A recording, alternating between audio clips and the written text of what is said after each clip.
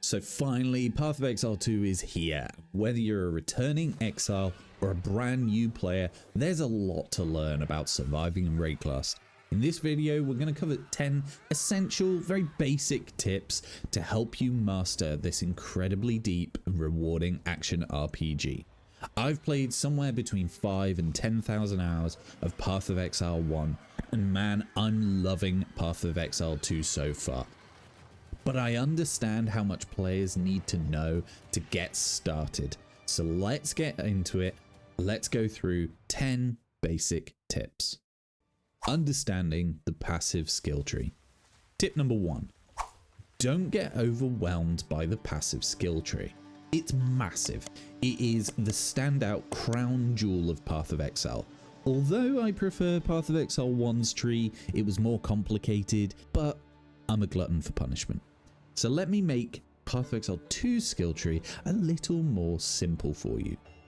Every character starts in a unique location tailored to their class and their main stat. They each have a starting location in the wheel in the center.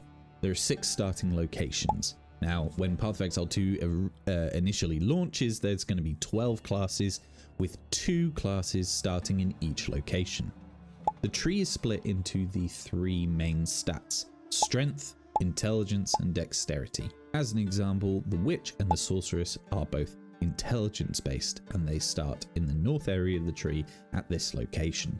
Now, think of this like a pizza. It's sliced into multiple slices, and from your starting location, you really only need to worry about your slice and the slice to either side of you. From each of these starting locations, you will be able to get to the most common damage or defense types for your class. Now, don't get me wrong, there are builds that will span further, but typically you only need to worry about these areas of the map. The other side of the pizza is completely dead to you. It's been eaten by your dog. Don't worry about it. Honestly, my advice is go and explore, find out what works for you, but maybe look at some build guides. If you're brand new to the game, a build guide might help you to begin with. And there are plenty out there. Go check them out. Something worth knowing though about the skill tree is there is this search function up here. You can search for keywords like critical or fire or lightning or cold or life, and it will highlight those particular stats on the tree for you to go and try and get to. One of the big changes with Path of Exile 2 is that any of the connecting nodes, the smaller nodes that are stacked based, you get to select whether you need strength, dexterity, or intelligence. You can refund these and change them for quite a cheap price to be able to change them here and there when you get restricted with your gear behind a particular stat. So it's worth remembering that. I'm going to stop it at this point in the video just to say please hit that like and subscribe button. I'm really trying to build my subscribers, and there's a lot of people that aren't subscribed that are watching my videos. It'd be really appreciated if you do that. I'll move on to the next tip. Sorry. Defense and attack stats. Tip number 2. There are 3 primary defensive stats based on 3 main stats of dexterity equals evasion, which gives you a chance to avoid attacks. Strength gives you armor, which prevents a portion of damage on hit. And intelligence gives you energy shield, which gives you basically a force field around your health. It's just extra health, really.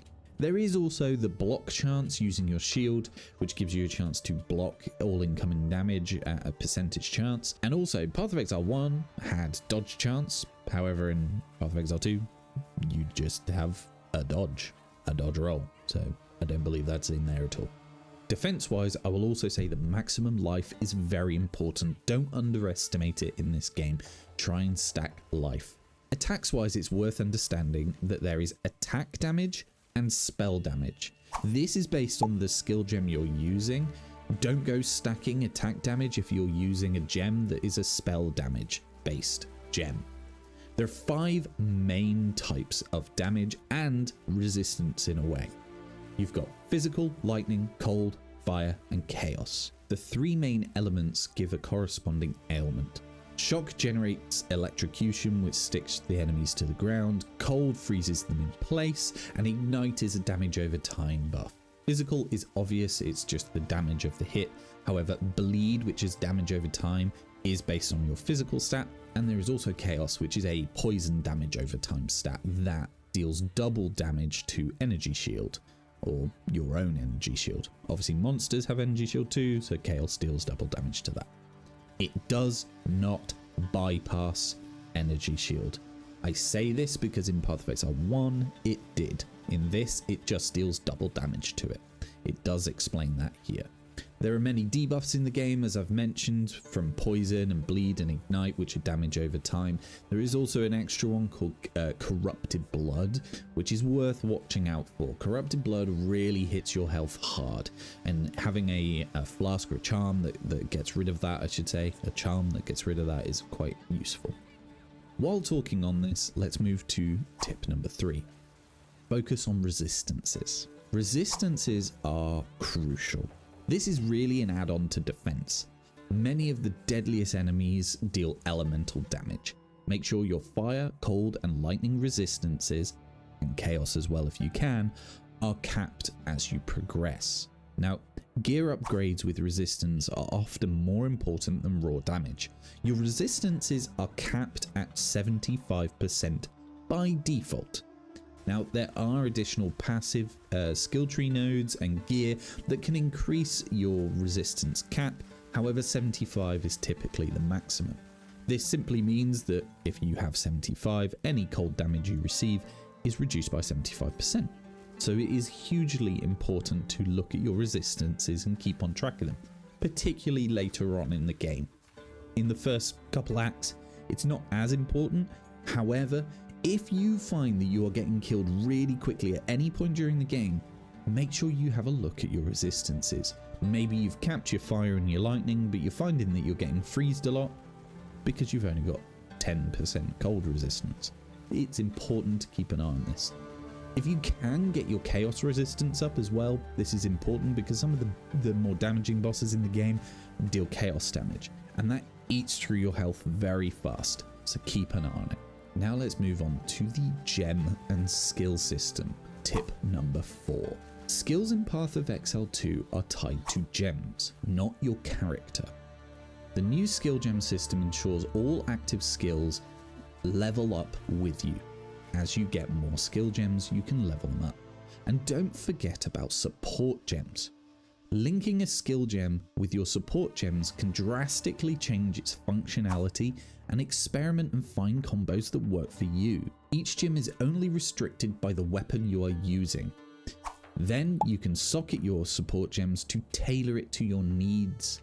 Maybe you want more damage, maybe you want a higher area of effect, maybe you want to generate more stun, or one of the elemental alignments such as shock and freeze. Each support gem shows which gem it will work with when you hover over it here. Plus, if you pick up a gem while you have your gem window open, it will highlight which ones it can work with. It costs nothing to trial and error these support gem combinations, so change it regularly just to find out. Obviously, if you're going for damage, you can see the damage stat here, so you can chop and change the support gem to find out the higher damage. Also, it's worth noting with gems, you can use one of 3 different item types to increase the amount of those support gems you can put in it. There is the Lesser Jeweler's Orb, which when used, moves the amount of support gems you can put into that gem from 2 to 3. There's the Greater Jeweler's Orb, which makes it to 4, and there are Perfect Jeweler's Orbs, which make it to 5. These are incredibly rare. Make sure that when you're using a Jeweler's Orb, you're using it on your primary skills. Don't try and test until much later on in the game when you've got an abundance of these. Early on, you want to use these sparingly on the exact skill that you're planning on using. Also, take note of this feature down here. We'll come back to this a bit later. Now let's have a look at some of the important settings in tip number 5. There are more than a few things that Grinding Gears Games, or GGG, the developer of Path of Exile, doesn't tell you that can really help you, particularly for people that are new to the game. Did you know you can add health bars to the enemies or the minions or even yourself? This can be really helpful if you're finding it kind of difficult to see that visual representation of your health being low. Simply put the health bar above your head, it's much easier to see. You can also change the minimap to be more simple and easier to understand. or maybe you want the overlay map to be a bit more transparent because you're finding it's getting in the way. You can change all of these in these settings.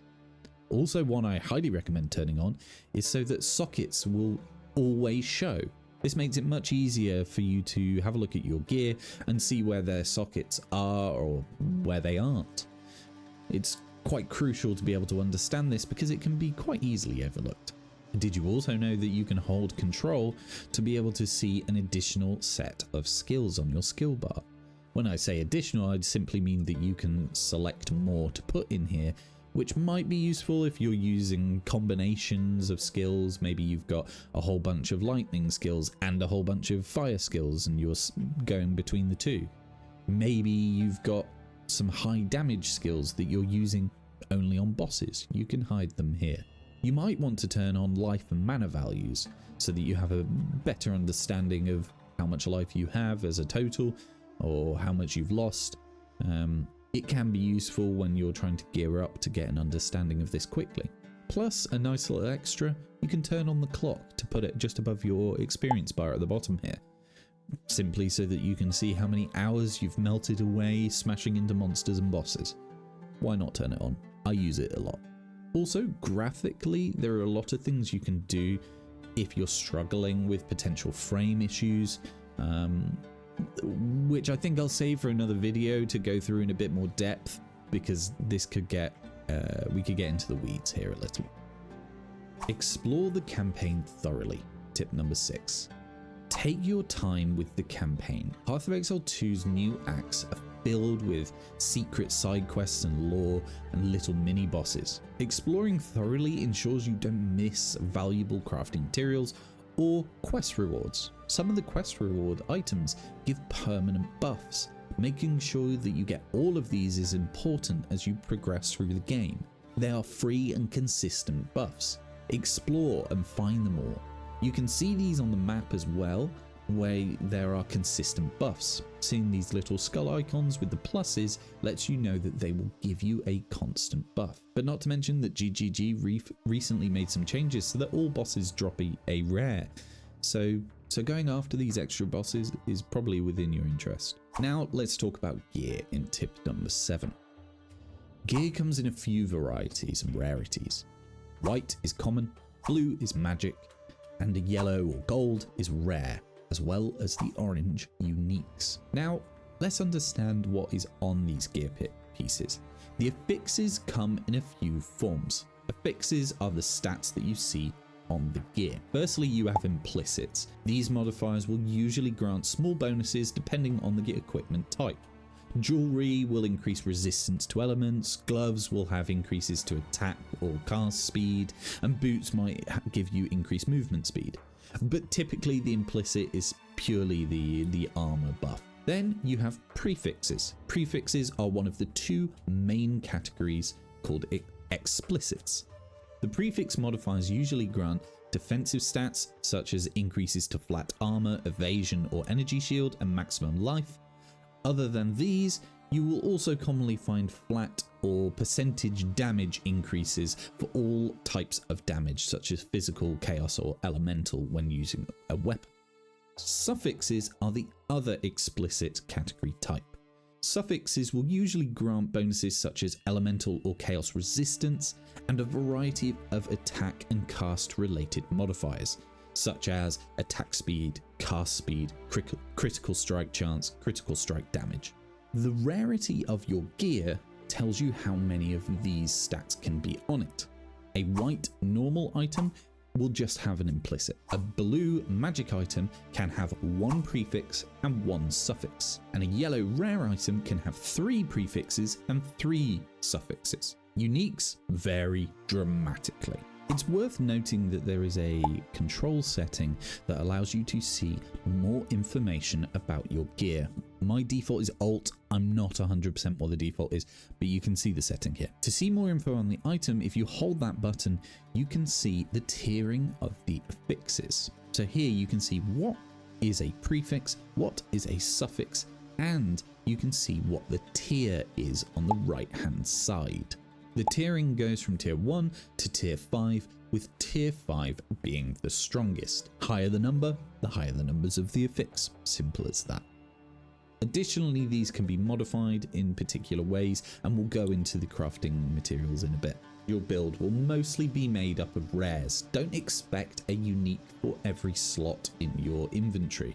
The unique gear pieces are pieces you build around and work with.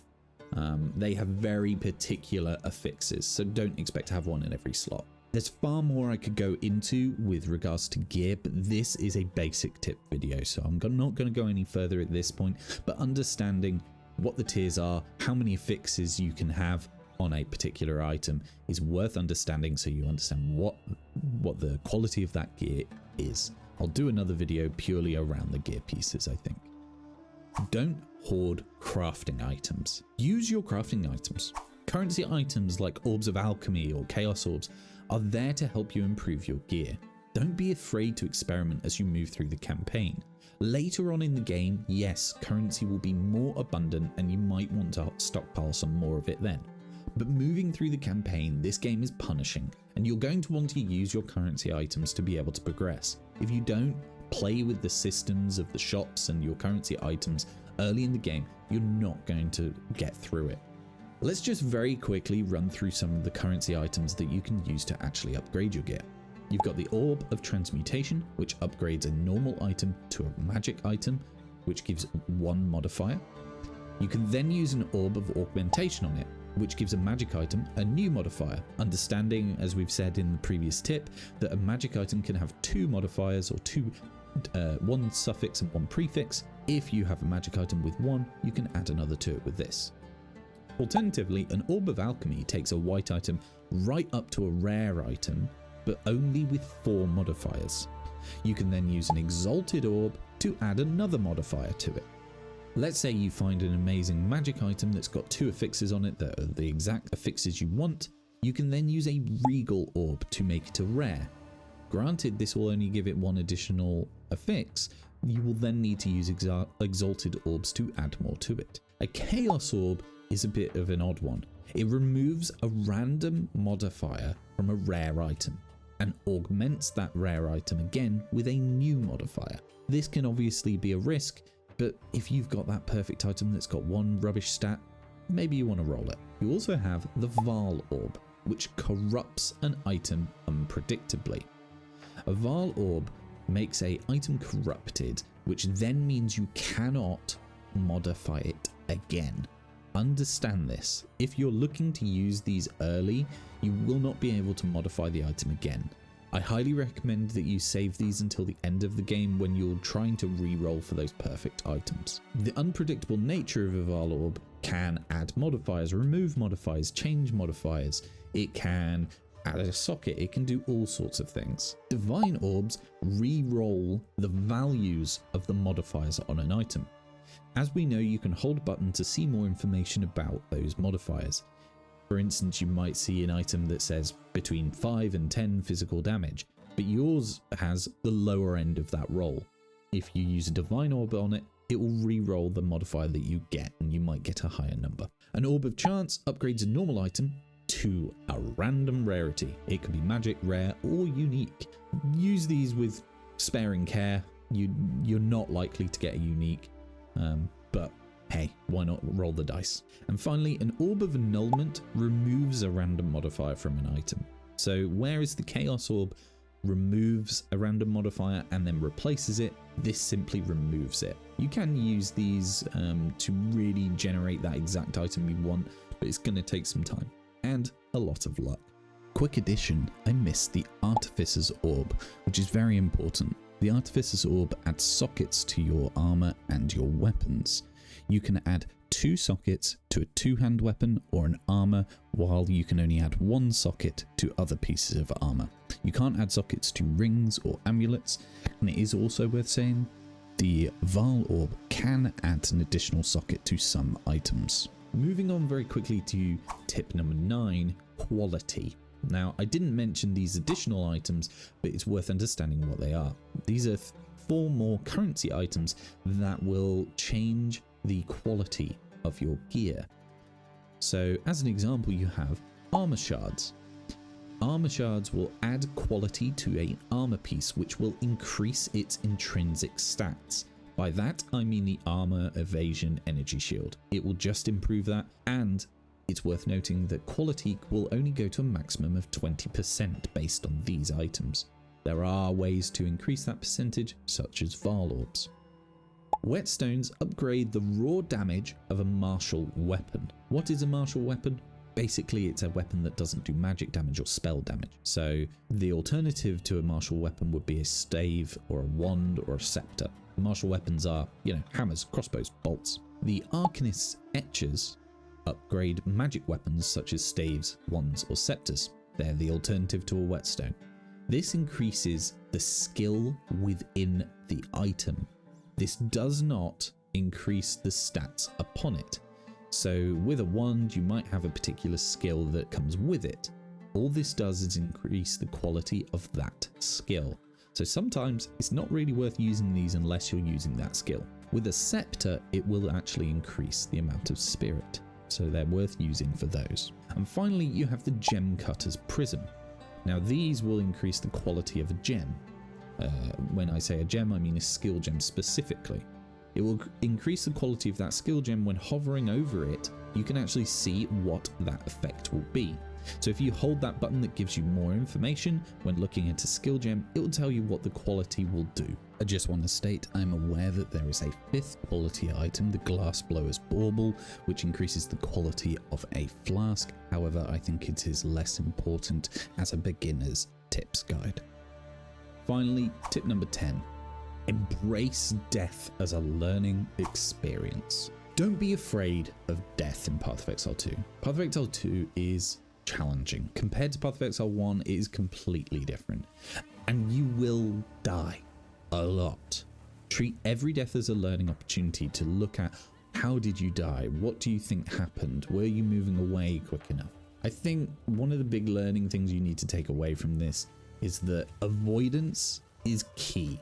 Try and avoid being hit. Don't just think I'm going to do as much damage as I can as quickly as I can and just tank the hits. It won't work.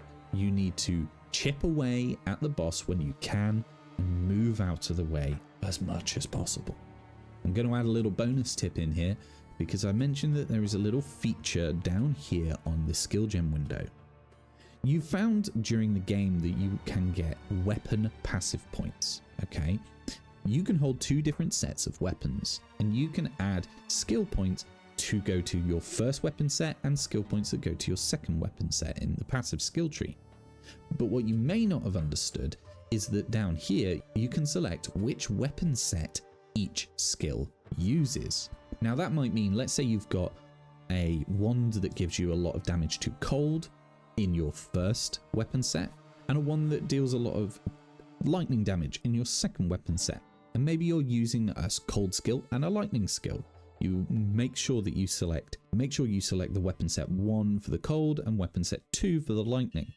When you use these in game, they will actually swap their wand and use the different one. This can make a dramatic effect to the amount of damage you're doing or the amount of freeze or shock buildup.